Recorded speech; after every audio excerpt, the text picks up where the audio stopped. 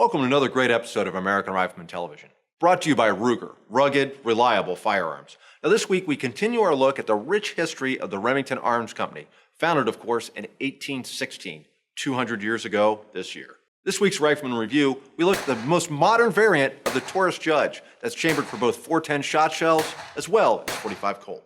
For Eye of This Old Gun this week, we'll look at the first polymer framed handgun, and that's the H&K VP70Z. But right now, let's look at the rich history of Remington.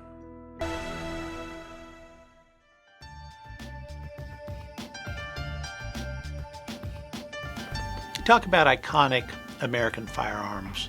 Probably Colt and Winchester are the ones that roll off most people's lips the quickest. But you look at the oldest manufacturing company in America, the oldest firearms manufacturer that's been in continuous operation, maybe the oldest manufacturer that's still making what they started out with in America. You look at the only company that's producing both firearms and ammunition in America.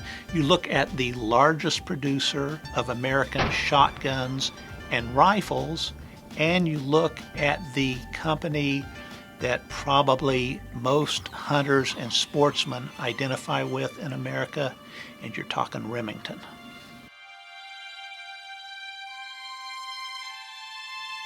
About 1888, the ownership of the Remington firm went out of the Remington family. It was acquired by a sporting goods distributor, which in the 19th century meant they sold a hell of a lot of guns, both in America and overseas. The new leader of both Remington and UMC was Marcellus Hartley Dodge. And even though he was a young man taking on this great responsibility, he realized that the company would be better off, both companies, if they were combined.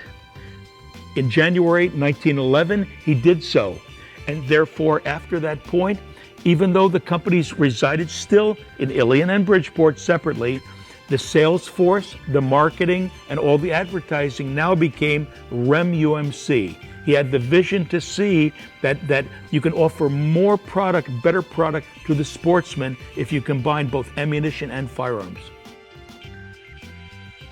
In the years after the actual merger of Remington and UMC, a number of different variations of firearms for the sporting public became popular, including slide action, 22s, slide action high power guns, and many, many types of variations and improvements in ammunition came in those years, leading up to 1914. 1914 is important because that's the beginning of this world war in Europe.